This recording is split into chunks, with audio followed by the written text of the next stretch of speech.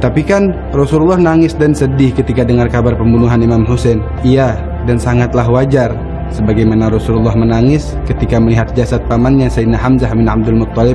Namun tidak pernah ada ajaran memperingati hari berkabung kematian paman Rasulullah. Bismillahirrahmanirrahim. Allahumma sholli ala Muhammad wa ali Muhammad. Jangan kita samakan sejarah satu dengan yang lain. Setiap sejarah mempunyai perbedaan umat dan waktu. Kenapa kita tidak bertanya juga, kenapa kita tidak memperingati syahadanya Ja'far bin Abdul Muttalib dan lain-lain? Setiap sejarah mempunyai perbedaan kisah-kisah kehidupan yang syahid. Sejarah Al-Husain telah tertulis dalam riwayat-riwayat, bahkan semasa datuknya Nabi Muhammad SAW masih hidup tertulis. Dari Abi Salamah dari Aisyah berkata, Rasulullah SAW mendudukkan Al-Husain di pahanya. Lalu datang Jibril kepadanya dan berkata, apakah ini anakmu? Rasulullah menjawab, ya benar. Jibril berkata, kelak umatmu akan membunuhnya setelah engkau wafat. Lalu air mata Rasulullah SAW menetes menangisinya. Jibril kembali berkata, jika engkau izinkan aku akan tunjukkan tanah di mana terbunuhnya Al-Husain. Bisa dirujuk di dalam kitab Bukhari. Hamzah syahid, tapi syahidnya Al-Husain berbeda peran dalam tugas memikul tanggung jawab agama datuknya. Hamzah syahid memerangi kaum musyrikin, sedangkan Al-Husain berperang dan dibantai oleh umat Islam yang mengaku sebagai umat datuknya. Dua sejarah yang berbeda. Dan muslim mana yang tidak sedih mendengar tragedi syahidnya Imam Husain? Tapi Sayyidah Aisyah juga mukul pipinya ketika wafatnya Rasulullah. Ya, benar. Tapi baca hadisnya yang lengkap. Rasulullah wafat ketika ia berada di antara dada dan leherku di waktu giliranku, sehingga aku tidak mendolimi seorang pun di dalamnya, dan termasuk kebodohanku dan juga karena kemudaan umurku. Ketika Rasulullah wafat di pangkuanku, lalu aku meletakkan kepala beliau di atas bantal dan berdiri memukul dada bersama para wanita serta menampar wajahku. Nah, Sayyidah Aisyah aja mengakui perilaku itu sebuah kesalahan yang gak mungkin dijadikan contoh, apalagi hujah sebagai agenda rutinan tiap tahun. Syiah pengikut Ahlul Bait menolak jelas riwayat Nabi SAW wafat di pangkuan Aisyah dan memegang riwayat-riwayat yang berasal dari keluarga suci Nabi SAW.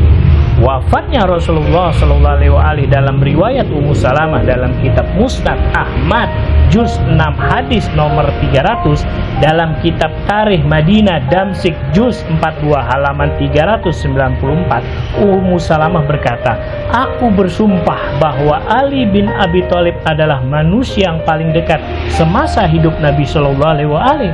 Aku melihat dari pintu bahwa Rasulullah SAW wafat di pangkuan Ali bin Abi Thalib.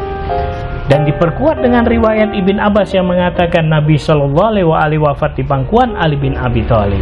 Yang memandikan Ali bin Abi Thalib dibantu dengan para malaikat, dan demikian pula yang mensolati Ali bin Abi Thalib juga. Dan Ali adalah didikan langsung dari Nabi SAW, tidak mungkin melakukan kesalahan. Berbeda dengan orang yang bukan langsung didikan Nabi SAW, pasti melakukan kesalahan. Nggak ada yang nggak sedih mengingat peristiwa tersebut. Imam Haddad mengatakan, hari Asyura, maka hari itu menjadi hari sedih dan tidak ada kebahagiaan di dalamnya jika karena terbunuhnya Sayyidina Husain di waktu itu. Namun tidak dibenarkan pada hari itu melakukan ritual yang lain melebihi puasa dan tausiah pada keluarga. Karena pada dasarnya hari itu sendiri adalah hari yang utama, dan tidak ada satupun pembesar Alawiyin juga wali-wali besarnya yang mengadakan pertemuan semacam itu. Kata Habib Umar bin Hafid, sungguh pertemuan mereka dengan Allah adalah paling agungnya hari raya bagi mereka dan paling besarnya kemuliaan di sisi mereka. Adapun jika perayaan tersebut ada maksud lain yang di dalamnya banyak hal bid'ah, maka hal itu adalah sesuatu yang menyimpang, melanggar, dan dapat merusak. Di awal sudah dikatakan di sebuah hadis di saat Jibril alaihissalam memberitahukan Al-Husain akan dibunuh oleh umatnya. Beliau SAW menangis sedih sekali.